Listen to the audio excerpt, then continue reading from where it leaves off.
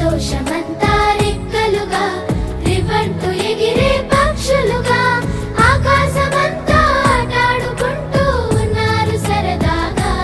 ఒకరేమో సీను ఒకరేమో చున్ను కలిసారే ప్రాణంగా కురిసారే వర్షంగా.